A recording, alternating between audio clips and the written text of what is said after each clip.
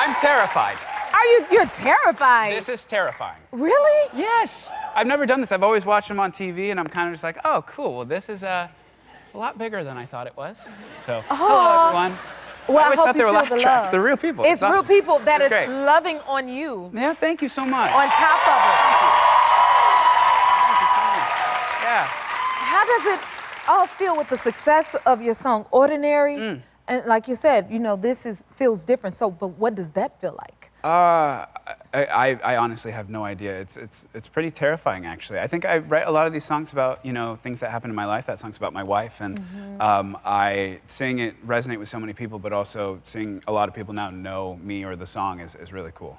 Yes, it's the impact that you're having. Yeah. So you're steady taking it all in and processing it. Would you say the success is happening fast? Yeah, 100%. We put that song out 7-8 months ago, and like you said, it almost has 2 billion streams, which is insane. Now that's a lot to process. Yeah. So it's been cool. Yeah. Tell me, how did you get into music? When I was 5 or 6, for just backstory, my dad knew he was always dying. He was suffering from kidney cancer.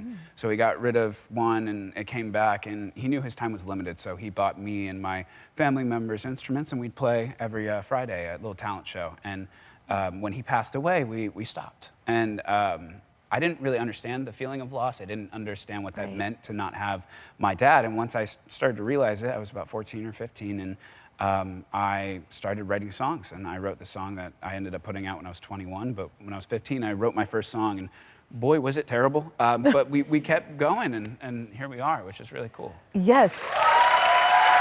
And I'm sure your dad is extremely proud of you. I love your humor, too. Pardon? I love your humor, too. Oh, thanks. I just feel like, I don't know, I just feel like with death, and I say this a lot, and someone said it to me once, and I don't know where it was originally, but people die twice. You die when you die, and you die when you stop telling their story. And whether it's really messed up jokes on my part, or it's making music about them, I think that that's really important to be able to keep talking about them. Because I don't know about you, but for me, I forget the way my dad sounds. I forget the way, like just simple things like being able to call up my dad, you know? And those are weird things that you start to forget, or what they smell like. And so I still have my dad's t-shirts and things, but when you stop talking about them, all of a sudden you start to distance yourself from them, and to the point where they'll be gone. And I don't ever want my kids to not know what their grandparents were like, you know? That's so well said. I completely agree with that in every way.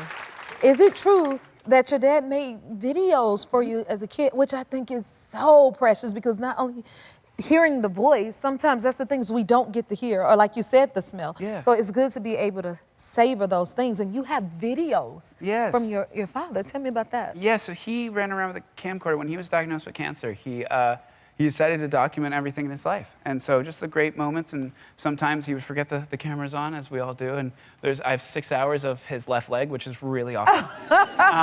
But no, it's something really, really cool where I get to look back, and me and my family have these videos, and we get to have conversations about our parents, and it's something that we get to bond over, but also it allows me to remember, and remember who my dad was. And, you know, I've asked so many people, you know, what was he like? And the one thing they all say is he was an amazing person and a kind person, and someone I want to be. You know, I feel like that's a formative person in your life, and so to be able to have my father in that way is really cool. Beautiful. Thank you. I love that so much. Now you make videos too. Yeah, I make videos for my future kids. Yeah, so my wife and I just had the benefit of buying our first house, and so I filmed that. When I play shows, I just played my first arena the other day, and I filmed that. It's pretty much just like, you know, I like the idea, and I think it's really cool to be able to do it for my kids, and also show their dad, or show their kids their dad was cool once. And so to be able to do that, it's cool moments. Yes, I totally understand that. You brought a video. Can we see it? Yes. Let's pull it up. I want to show you.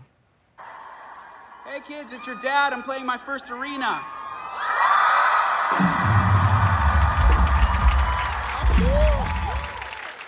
They gotta know their dad is cool now. That's pretty cool. I'm waiting for them to mix me up with Ed Sheeran.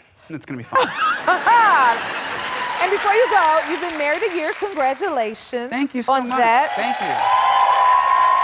You went viral for your wedding vows. Did it take you, like, how long did it take you to create them? Weeks? My wedding vows, I was really cocky. I'm a songwriter, so I walked into it the night before. My friend's like, oh, like, let's all do something fun, you know, you're getting married tomorrow. And I said, yeah, I'll catch up with you. It's 11 p.m. I'll just write my vows in 30 minutes. We'll go out at 11:30.